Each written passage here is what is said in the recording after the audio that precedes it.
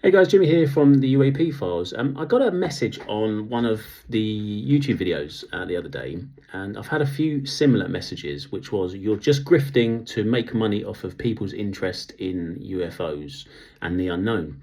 And it's all about money, and you don't really care what you put out, you've got no ethics, that kind of thing. And it really bothered me. I don't like it when people question my integrity, but also it's a bit cheeky because although we do make money, and I'm going to be sort of transparent with you on how that works and what the average YouTuber makes.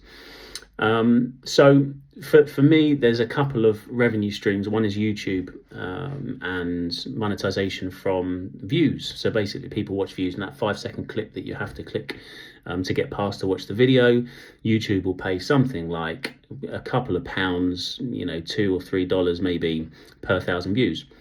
So if you do the maths, you get a couple of thousand views, 3,000 views on a podcast.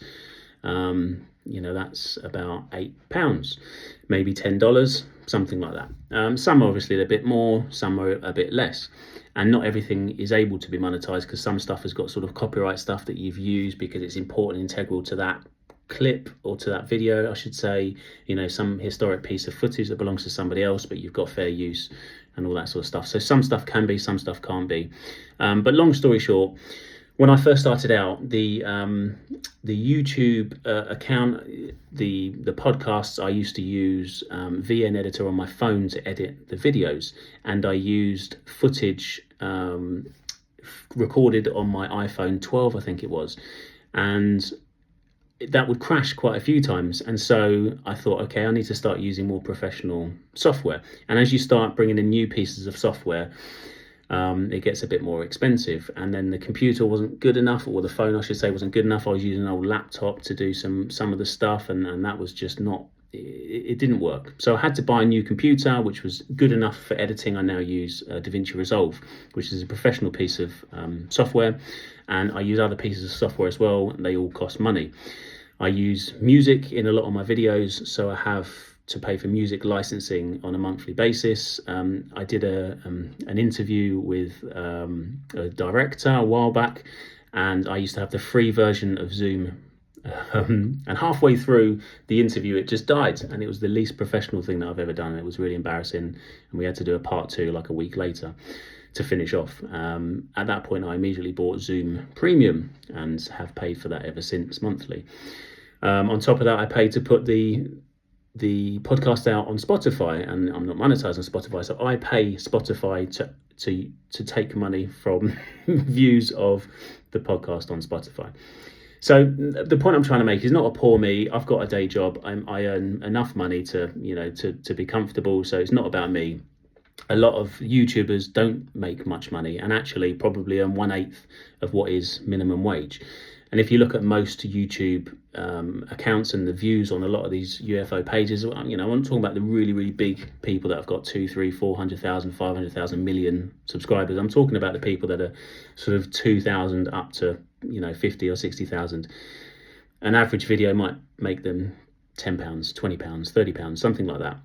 But it's several hours of work, and if you look at the minimum wage in the UK, that's well below minimum wage in the time it takes to do that. So for me, it's a passion thing for me. I enjoy this. I love digging into it, and whatever I find, I like to share with people.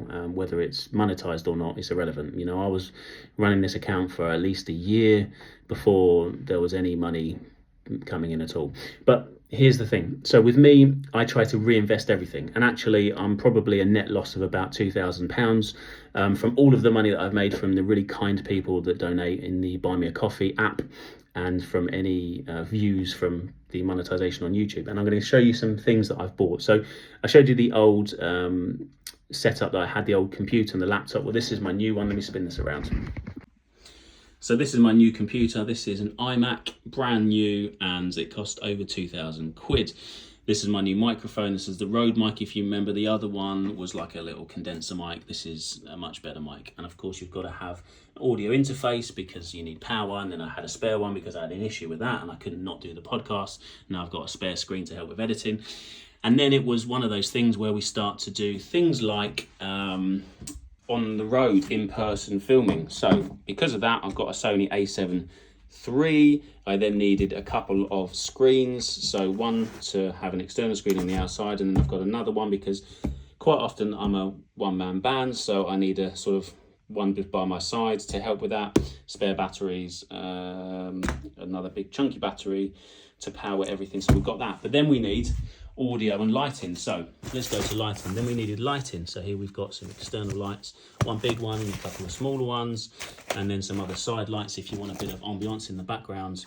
And then audio, you know, this stuff is the lav mics, and then as you do, as if you were doing reporting, and then we've got a shotgun mic, we've got 2 of those, and then you need all of the connectors that go with it to be able to stand everything up. So I've got a whole load of tripods there. So my point being, the camera was probably £2,500, including all of the bits and pieces that go with it, all of the add-ons and the filters and the batteries and the rig that goes with it, and then a really sturdy tripod, and then all of the other tripods for holding the microphone boom and the lighting, and then there's obviously going to visit people to do in-person interviews, and that's, you know, mounts up to hundreds if not thousands over the year. I've got 15 interviews to do in person this year, and so yeah, it's not cheap. Again, it's not a poor me because I have a day job and I can fund it that way. I'm probably running at a deficit of about £2,000, 1.5 to £2,000 net loss. I pay 40% tax in the UK, and I probably pay £100, £150 for all of my software and, you know, Twitter verified, and Canva for all of the clip art, and yeah, so music licensing, all that sort of stuff that goes with it, you pay that. And then what's left, you then take off 40% of that to pay tax, or to put aside to pay tax, and it doesn't leave you with an awful lot. Now, when you do the maths on that, you go and do your day job. I could do 1 or 2 days overtime a month, and I could earn that back, earn more. So it's not about the money, it's about the passion, it's about trying to find out what is out there, potentially the meaning of life, what comes after death, and, you know, just making friends, interviewing really interesting people. I'm in a position where I get to speak to people that I wouldn't otherwise have the opportunity to, and I think that's really, really, really cool. And to be able to share that with people is cool as well. To be able to take my family out for a bite to eat and to subsidize some of it, or one day, hopefully, you know, when it grows enough to perhaps allow me to spend less time with my day job and more time doing this, that would be fantastic as well.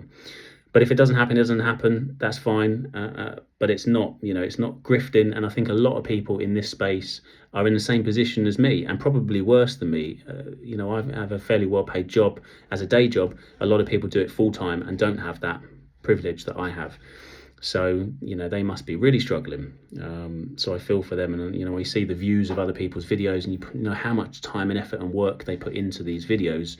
And then they get, you know, 500 views or 1,000 views, and you think, okay, that's like £3 that they've made for what took them a week to make, you know. So it's not about the money.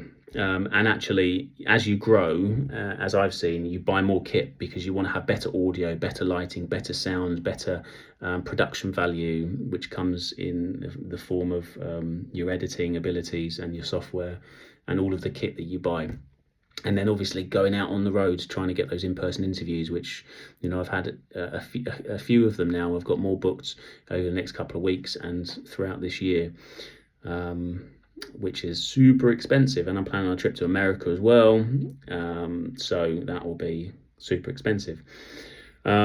So yeah, you know, huge thank you to everybody that watches, that shares, that likes and leaves a comment. That sort of stuff really helps with the algorithm, helps it grow. A huge thank you to everybody that's donated to the Buy Me a Coffee app. And it's just enabled me to grow and to get better, and I'm learning as I go. So thank you so much, really appreciate it. And yeah, so it's not a pity me, it's just a bit of an explainer how this content creation works. I don't like the term content creator because I think there's a lot of people out there who are very artistic and put an awful lot of effort in, and it's not the same as just finding a video and sharing it and there you're a content creator. It takes a bit more than that, you know. That's just the promotional side, that's just the algorithm side. It's finding ideas, finding a unique take, trying to get the interesting interviews and sharing them in a way that's engaging. And that's what I try to do. And I know that there's other people out there that try to do that as well, and many of them that do it a lot better than I do. So yeah, that's it. All right, cheers guys, bye now.